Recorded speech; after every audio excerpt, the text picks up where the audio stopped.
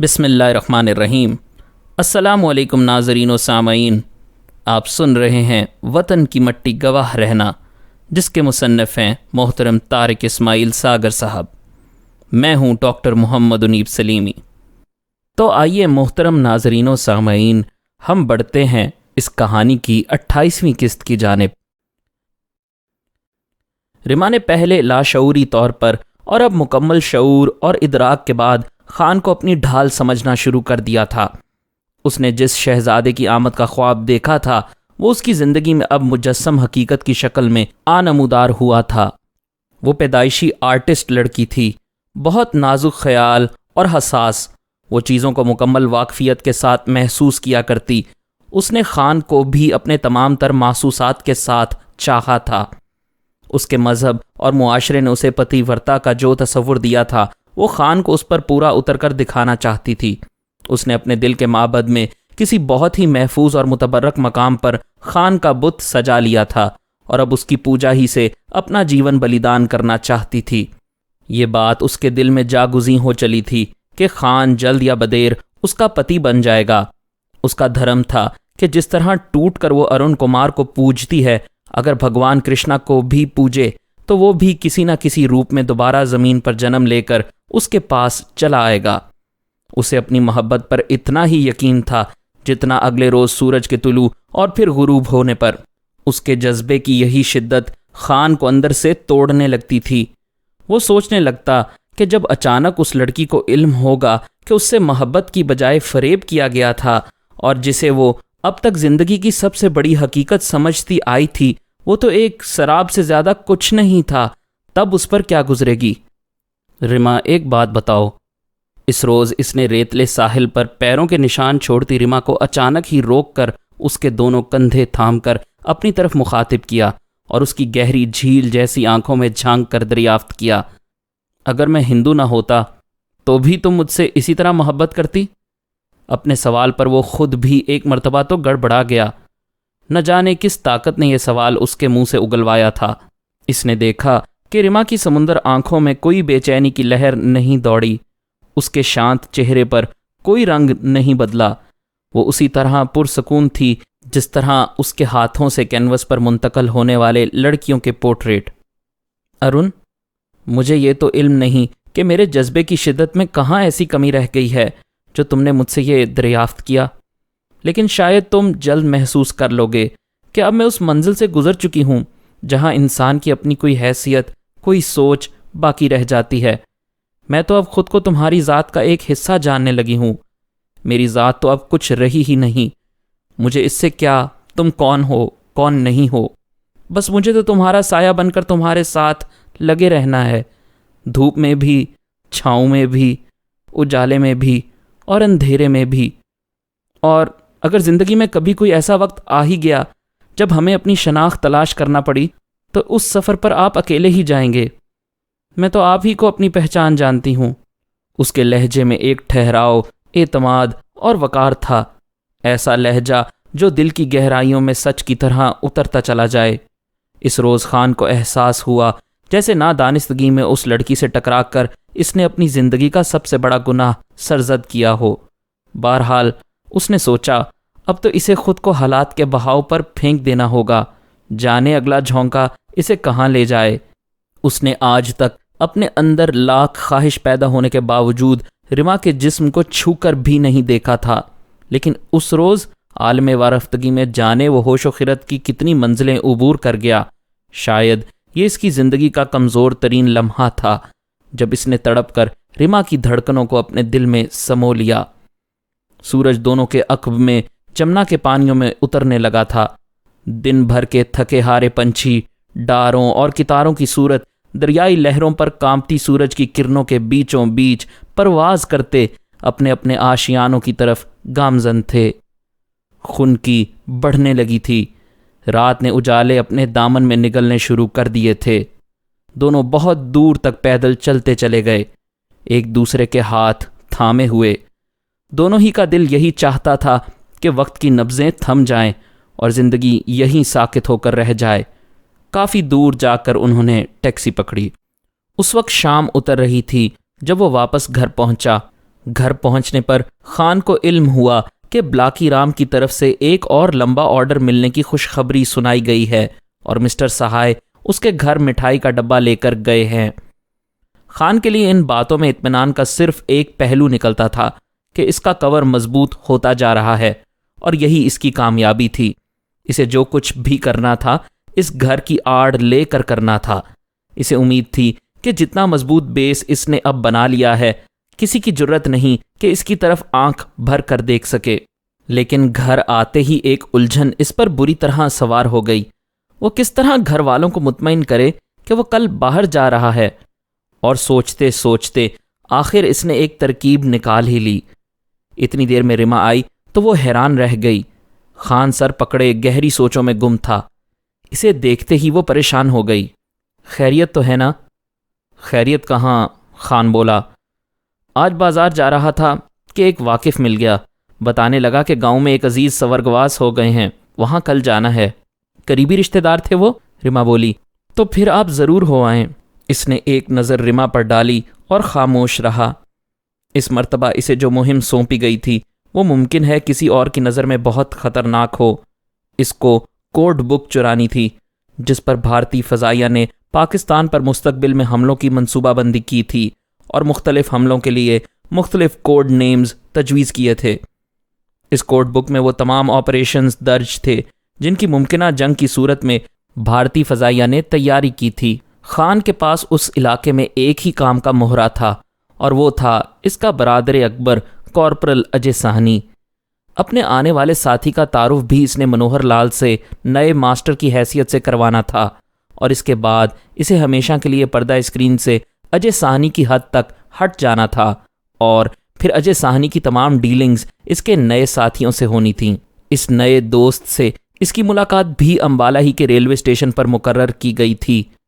جب وہ دوپہر کے بعد ریلوے اسٹیشن پر پہنچا تو اپنی پہچان کروانے کے لیے اس نے راجپوت ٹھاکروں کے انداز میں سر پر ایک خاص رنگ کی پگڑی باندھ رکھی تھی، اور مخصوص رنگ کے سوٹ پر بھی پیلے رنگ کا گلاب کا پھول سجا رکھا تھا۔ وہ ریل گاڑی کی ایئر کنڈیشن کلاس سے برآمد ہوا تھا۔ آنکھوں پر سنہرے فریم والی رنگ دار شیشوں کی اینک سجائے واقعی وہ کوئی ٹھاکر مہاراجا نظر آ رہا تھا۔ اس کے بریف کیس پر دنیا کی ایک بڑی ایئر لائن کا سٹکر بڑا نمایاں نظر آ رہا تھا۔ مسافروں کے وہاں سے ہٹ جانے تک خان وہیں ایک کونے میں کھڑا رہا۔ اس نے جان بوجھ کر کھڑے رہنے کے لیے ایسی جگہ منتخب کی تھی جہاں پلیٹ فارم کے اوپر سے گزرنے والے کو وہ نمایاں دکھائی دے سکے۔ اسے اندازہ تھا کہ اس کا آنے والا ساتھی یقیناً وہیں چھپ کر اس کی حرکات کا جائزہ لے رہا ہوگا۔ گھڑی کی سوئیاں 3 اور 12 کے ہندسے کو چھو رہی تھیں جب منوہر لال اچانک ہی اس کی توقعات کے بالکل برعکس اس کی پشت پر موجود درجہ اول کے مسافر خانے سے نمودار ہوا۔ اس نے خان کے بالکل سامنے آ کر اسے جے ہند پکارا تھا۔ جے ہند! اس نے بھی جواب میں اپنا ایک ہاتھ اوپر اٹھا دیا۔ تعارف کا مرحلہ تو انہوں نے جلد ہی طے کر لیا، اور اب بالکل بے تکلف دوستوں کے انداز میں باتیں کرتے باہر آ رہے تھے۔ اس بات کا خان کو بخوبی احساس تھا کہ اس سے ملاقات کرنے والا اس سے زیادہ سینئر ہے۔ منوہر لال نے اپنا تعارف پرکاش کے نام سے کروایا تھا، اور خان کا نام اسے پہلے ہی وجے ٹھاکر بتایا گیا تھا۔ دونوں سیڑھیوں کے راستے باہر نکل آئے۔ دونوں کی شخصیتیں اتنی باروب تھیں کہ ڈیوٹی پر موجود ٹکٹ کلیکٹر ان کی ٹکٹ چیک کرنے کی بجائے انہیں سیلیوٹ مار کر ایک طرف مؤدب کھڑا ہو گیا۔ دونوں مسکراتے ہوئے باہر نکل آئے۔ پرکاش نے خان کو یہی تاثر دیا تھا جیسے وہ اسی شہر کا رہنے والا ہے۔ اس نے ایک درمیانی درجے کے ہوٹل میں خان کے نام سے کمرہ بک کروا رکھا تھا۔ پگڑی سے نجات خان نے ٹیکسی میں بیٹھتے ہی حاصل کر لی تھی۔ اس کے ہاتھ سے بندھی سنہری چین والی گھڑی بھی اس کی جیب میں منتقل ہو چکی تھی، اور چہرے پر موجود اینک بریف کیس میں پہنچ چکی تھی، اور اب وہ واقعی درمیانے درجے کا لیکن سلجھے ہوئے گھرانے کا کوئی نوجوان لڑکا محسوس ہو رہا تھا۔ اپنا سامان ہوٹل ہی میں چھوڑ کر دونوں باہر نکل آئے۔ خان نے پرکاش کے محتاط ہونے کا اندازہ اسی بات سے لگا لیا تھا کہ اس نے ہوٹل میں جانے سے پہلے ایک سوٹ کیس خرید کر خان کو دیا تھا۔ وہ نہیں چاہتا تھا کہ اس کا دوست خالی بریف کیس کے ساتھ قیام کرے۔ چائے انہوں نے ایک اور ہوٹل سے پی تھی۔ خان نے اندازہ لگایا کہ پرکاش یہاں کے چپے چپے سے واقف ہے، اور وہ امبالہ کے گلیوں بازاروں میں بالکل ایسے گھوم رہا تھا جیسے یہ اس کی جائے پیدائش رہی ہو۔ دونوں نے چائے پینے کے دوران کوڈ بک اڑانے کے لیے 2-3 متبادل منصوبے تیار کیے تھے، لیکن ابھی تک وہ ایسا کوئی پلان تیار نہیں کر سکے تھے جس میں کارپورل اجے ساہنی کی شمولیت کے بغیر کامیابی ممکن ہوتی۔ اجے ساہنی ان کے لیے ناگزیر تھا۔ خان نے اسے کارپورل کی نفسیات سے آگاہ کر دیا تھا اور اس کی خوبیاں اور خامیاں بھی اپنے سینئر ساتھی کے سامنے بیان کر دی تھیں۔ میرا خیال ہے اب ہمارا دوست گھر پہنچنے والا ہی ہوگا، اس نے گھڑی پر نظریں ڈالتے ہوئے کہا۔